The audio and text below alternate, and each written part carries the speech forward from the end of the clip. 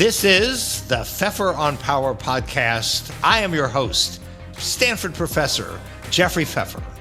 Every other week, I try to bring onto this show someone who I have met in one context or another, sometimes through my class, who has used the principles of 7 rules of power and the principles that I teach in my class to do what the subtitle of this program talks about: accelerate their career. I want my guests to help you become as effective and successful as they have become, and to use the principles of what I teach to become more effective, to change lives, to change organizations, to change the world. Today, our guest is Robin Lumsden.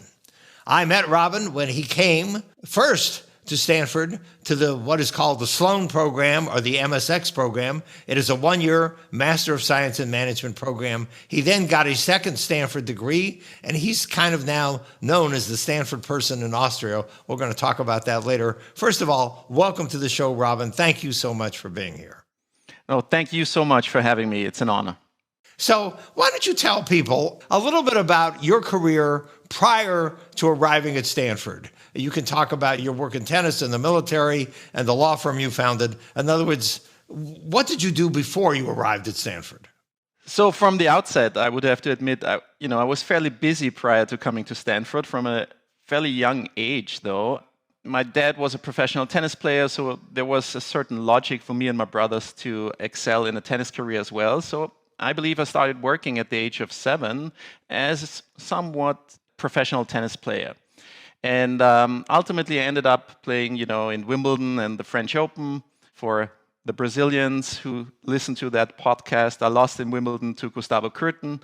And great lessons I learned in the individual sport of tennis. And that's actually one thing. Every step in my career, I was able to use the knowledge gained in my previous career and combine those lessons learned.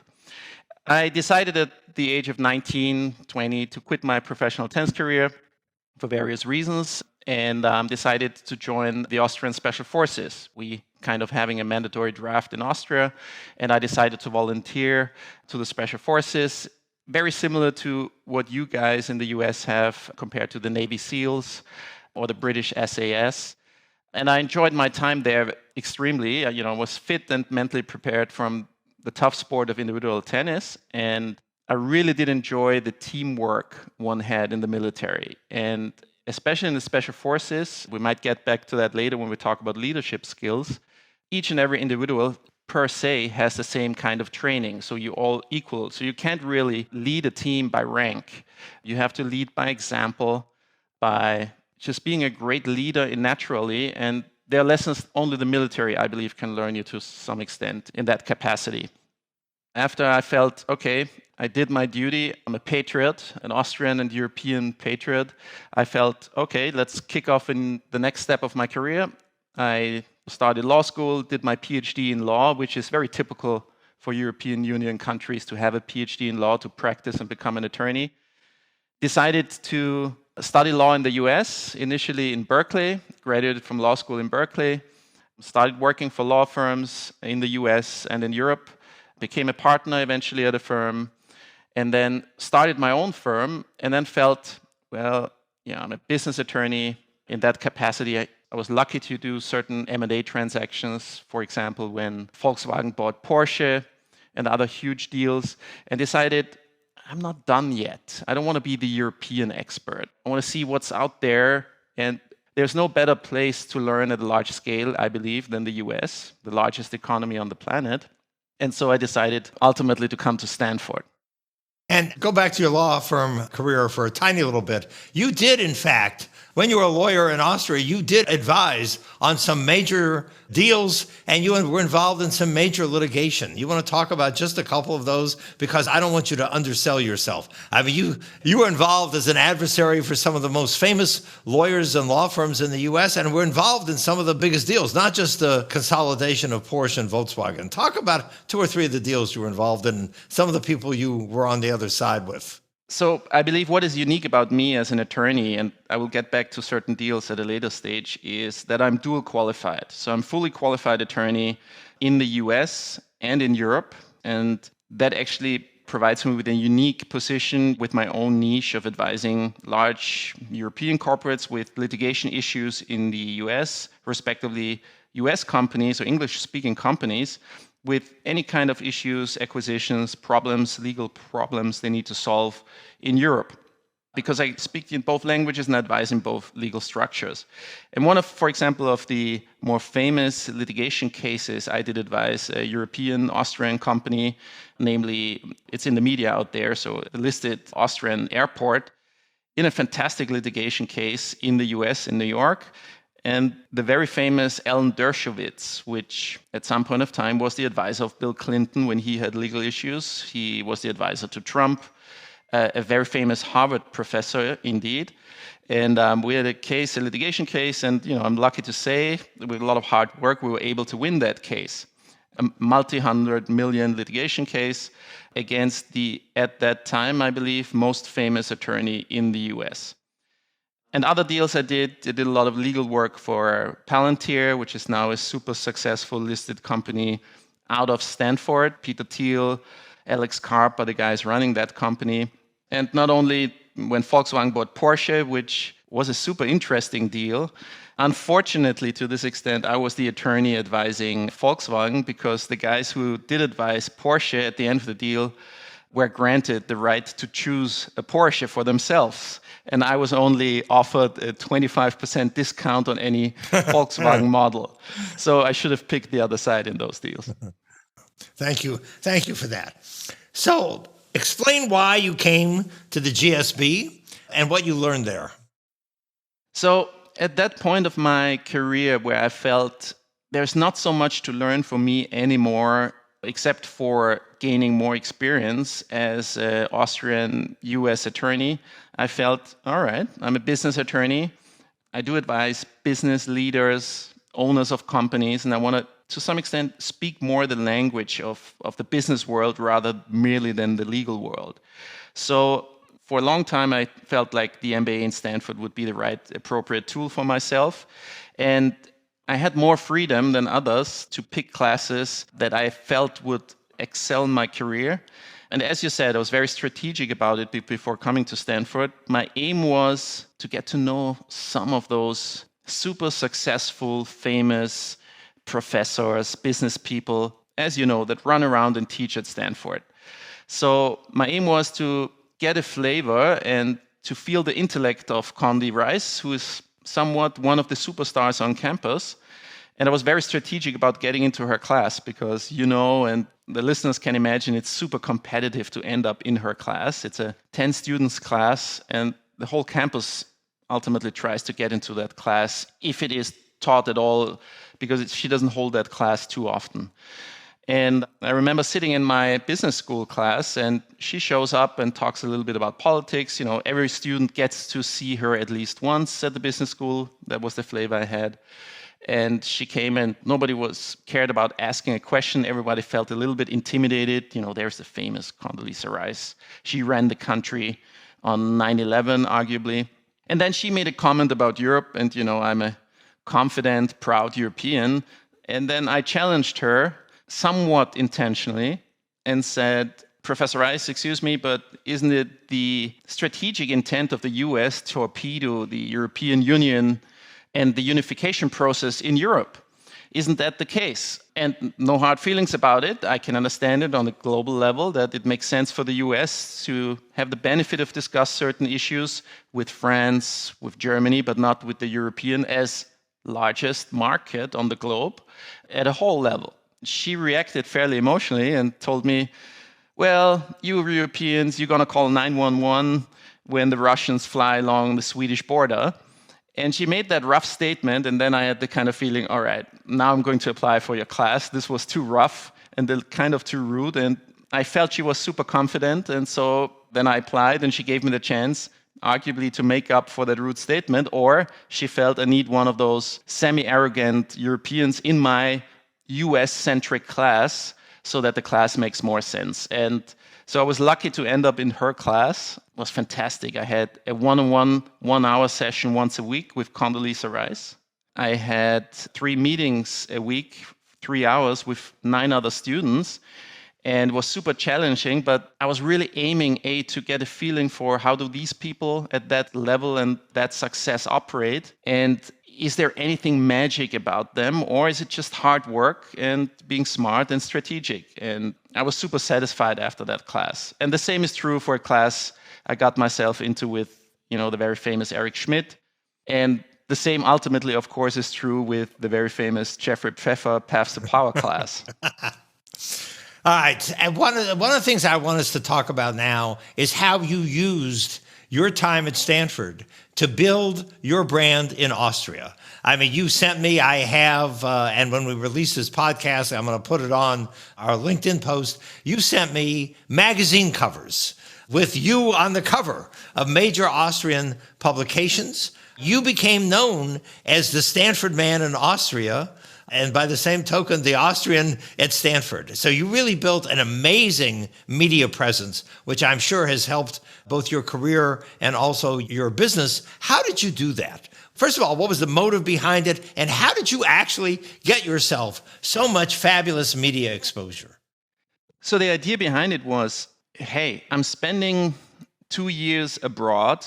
I'm not able to run my firm locally on the European German-speaking. I always call those 3 countries, Austria, Germany, and Switzerland, the Germanics. I wasn't present in Austria, so I needed to ensure the continued success of my Austrian branch of my firm via my clients getting a certain flavor of what is Robin actually doing? Where is he? And I felt communicating that fantastic brand Stanford to the Europeans actually explains why does somebody who is the managing partner at his own firm and owner decide just to leave and he's successful and depart. So there was some kind of need of explanation, and I felt it's a competitive market. The legal market is fairly competitive. I need to do something different than my peers. So prior to coming to Stanford, I ran into a chief editor of a magazine. He thought, hey, it could be interesting if you start with every month in our great newspaper with something about what you do at Stanford, who you get to meet. And I decided to marry that idea with my intent of securing funding, US funding investments for my home country, for the Germanic area. And in order for that to be logic, as well for the American investors, as well for the arguably recipients in Austria, in my home country, I need some kind of media presence and make people aware. In Austria, Robin is the go-to guy if you want to secure investments, foreign investment from the US. We're a Western country. We love the US, and it makes a lot of sense. We're a high-tech country in Austria, rich country, but I felt I need to contribute to the aim and the wealth of my country as well. And I think it was a win-win story for each and everyone. For the media, publications, they love to get those positive messages that I delivered from the US. There is a certain level that developed over the time of Robin explains the international issues, the globalization issues, digitalization as well, in a very easy and transparent manner. And he also talks about the investment he secures for Austria. And my dad always used to say, nothing builds more success than success itself. I believe you mentioned something like that in your class as well. And it was a win-win, the Alex Karps and, those big players and companies, the Eric Schmidts, they loved my idea how I solve problems. I learned in your class as well, and I felt we had a couple of discussions about that with the other students. It's not pure marketing. You always need to deliver a certain kind of consideration and value to your peers, to whoever you do a transaction with. It needs to be built on a solid consideration. Everybody wants to get something out of it. People, except for your loved ones, and arguably these as well, they always want something from you. And if you deliver, I think you can build somewhat kind of a handshake mentality, but it's a give and take. Again, my dad used to say, you got to give if you want to get. And I think I was fairly creative and had a certain talent to fast come to a solution and identify what do those people like Eric Schmidt, Condoleezza Rice, and those stars around there, what do they actually need? And so I was able to identify problems they had to solve for their respective organizations or their careers in Europe, and was lucky, again, to have a certain kind of success at an early point in my relationships with those people. And again, when people see you provide somebody of that scale with a certain kind of success, and you can contribute to his wealth or her wealth, that leads to the other, and all of a sudden, you kind of end up being a train of success and be perceived as such. Yeah. And I think one of the things you did, if my memory serves, which it doesn't always, is when the Austrian prime minister came to the U.S., you actually facilitated introductions to some of these people. And I believe one of the things that you've always done is make sure that if you've introduced high status people to other high status people and a picture is taken, Robin is in the picture. Well, actually, I was more the introvert when it came to that. But a certain tradition came that people said when they come to Silicon Valley, they want their Robin picture as well. and I felt, again, I'm an entrepreneur. I do invest a lot in marketing of the products my company, respectively my companies now produce and have, whatever the product might be. And I learned and educated myself, and to some degree also forced myself to say, hey, this is a unique opportunity. If people are willing to do so, why not be part of it? This is a process, and I think you teach that super effectively in your class as well. And I want to start to explain it maybe in the fashion. Us Europeans, we tend to have a little bit more, or not all of us continental Europeans, but at least the Germanics, we have a little bit more introvert culture per se. We don't talk about money. We don't talk too much, as it is perceived not polite if you talk about yourself too much. And I think in order to be successful, you have to overcome certain cultural barriers that you grow up with. And so I'm very assertive to certain cultural traditions, but whilst being in the US, I can adapt to the Silicon Valley mentality. And it also relates to what you are talking about in your class about authenticity. I really remember, and there are a lot of lessons I learned in your class that I do remember, and I think it's a game changer again and again for me to remember those. When you said, listen guys, authenticity is a misused term per se, because you're only authentic in a certain context. And I can relate to that. I'm not the same Robin Lumsden when I'm talking to my kids, to my wife. I'm a very different person in my professional life as a formal attorney.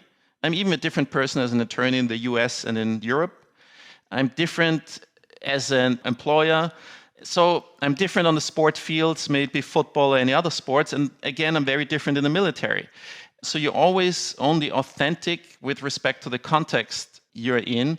And if you don't realize that, then I believe you have a problem or a disadvantage. And I always make sure, okay, I'm not trying to be authentic. I'm just trying to be the individual I am at that point of time in the morning or in the evening. I also learned in your class in the morning, my serotonin levels are higher. So I'm brave in the morning, and the later the day, my serotonin levels drop and I'm more risk averse. And again, you can use that to your advantage. If you want to manipulate a negotiation, think about what time in the day you schedule that meeting. Yeah. I really appreciate your comment about authenticity. And I also really appreciate your comment, which I think is a really, really important one, about getting out of your own way and learning what you need to do to be successful and being very practical. I'm Robin Lumsden. I'm running this firm. Why the hell am I in the US? How will people in Austria remember me? I have an obligation to make sure that they know that I still exist. And so you did that, I think, quite effectively. And similarly, in the US, who is this guy? I mean, many people in the U.S. probably can't find Austria on a map. As we know, you and I joked about people thought that Austria was Australia. and we would laugh about that. They would confuse a Pacific continent for a country in Central Europe because the names are in some sense similar. And so once again, you had both an obligation and an opportunity to build a brand so that people actually understood better who you are and what you were doing. In addition to the lesson of authenticity, and in addition to the lesson of branding, and in addition to the very useful lesson about the time of day when you do various things, are there any other things that you took out of the class or the books or anything that you think are important for the listeners to pay attention to? If we had more time, I think there's a huge list of issues that I believe were important. Just out of my head, you once said in the class, the world isn't fair, accept it. And I think about that because it's, fairly easy to think about issues you can't solve. and then think about you might be able to solve them at the end of the day, and take responsibility for yourself and your behavior. Maybe you can't change a certain narrative or a certain baseline where you start from, but you can definitely control your behavior. Also, what I tend to believe, there is a certain European culture of using negative adjectives and disempowering yourselves. And I tend not to do that, aside from a private context maybe, but then again, it might be to a certain degree intentional. And at the end of the day, I think you also mentioned in the class that 95% of all decisions we take are actually emotional rather than rational. And knowing that fact, I think you can also utilize it to your advantage. But Jeff, I got a lot from your class, and this is not flattering and not marketing. I met the right people at the right point of time in my career. Great mentors, great people that gave me knowledge at the right point of time, and I was lucky and able to take that advice. And I still remember, you remember me coming to you, I think to your office, asking you a couple of questions. Some other students might have been intimidated by the brutality of what you told them, but I felt like, hey, that's great. I can work with that. And because I believe you're testing the students as well to see how do they react if you know. I gave you, I don't even remember the advice I gave you, but whatever advice I gave you, whatever you did was amazing, because you left Stanford. I mean, there's literally, I think one of the publications actually has something about Stanford Man or something. Isn't that what this, or Silicon Valley Man? Yeah, no, it was My Silicon Valley. And then there was one of the cover stories. Believe me, journalists from other magazines, they come to me and they tell me, hey, they loved that whole line we did with, I was lucky I ran into an editor who felt, hey, letters from Stanford to somebody who writes regularly what he's experiencing makes sense. And lucky they use a lot of pictures. The power of pictures you can't underestimate. Yeah, thank you very much. So before we end, bring us up to date, Robin. Tell us what you're up to these days. What are you doing? What are your plans now? Stanford is kind of in the rearview mirror. You still come to my class. Thank you very much for doing that. You make a great contribution to the class. What are you up to? What are you doing? What's next for Robin Lumsden? So as I made sure that my firm is running well as well in Austria, as well both the East Coast and the West Coast in the US, there is actually a new adventure that I started beginning of last year, where an opportunity arose where I could acquire an American football franchise in Austria. So football is fairly popular in Austria and in Europe, and there is a team called the Vienna Vikings, and they were invited to play in the newly founded European American Football League, which was started by a couple of American-German VCs with a lot of money in order to become the second most important American football league on the globe after the NFL. And so every once in a while, again, in a Stanford business school class, I was taught that it's very rare when you get the chance to secure a franchise, especially at an early stage where the franchise is not that expensive yet. And so I joined the team. I have an American football background as well, was able to quarterback for an Austrian team for a while, and decided to invest. And lucky me, our team did at the end of the day win the European League. We won against all those German, Barcelona, international European teams, and was handed over the trophy, as there is the US tradition of handing over the Super Bowl trophy, in our case in Europe, to the owner of the team. And I loved that, and so there's a fair amount of time that I spend these days in order to scale that franchise. And my American clients love it. They fly to Vienna, have a great time here, get to see American football here in Austria. It's the fastest growing sport here in Europe. And so that's what I'm doing these days. And every once in a while, I do a deal for Novak Djokovic, tennis ATP #1 player, get to do a little business for the Schwarzenegger family, and then do my M&A and my usual legal stuff. But I understand I need different topics to stimulate myself every once in a while. And as you said, I feel I have an obligation to contribute by various means. I'm a lucky individual, and I want to build on that. Thank you so much for that. And thank you for the talking about, and I think, as you see in the US, and it's true in Austria and in Europe as well, having a sport team and having then the publicity and the pictures that come from winning that trophy. I know you sent me those pictures. You are so proud of winning the trophy, as you should be. Congratulations as an owner of that very successful sports franchise. This has been the Pfeffer on Power podcast, where every other week we talk to an interesting person about what they have done to build their career. Today we have heard from the amazing, and I mean he is amazing, Robin Lumsden, who has gone from a tennis player to the special forces, to law, to business, now to being an owner of a sports franchise. Who knows where he's going to go in the future? Always paying attention to building his brand, always paying attention to getting out of his comfort zone, always paying attention to thinking about what can he do for other people to build the relationships that will in turn make him successful. Thank you so much, Robin, for being on the Pfeffer on Power podcast. We are available on Spotify and Apple. Follow me on LinkedIn. My last name is spelled P-F-E-F-F-E-R, which is a nice Austrian way of saying pepper. And we are on Spotify and Apple and all the major platforms. This has been the Pfeffer on Power podcast. Robin, thank you for being with us. Thank you so much.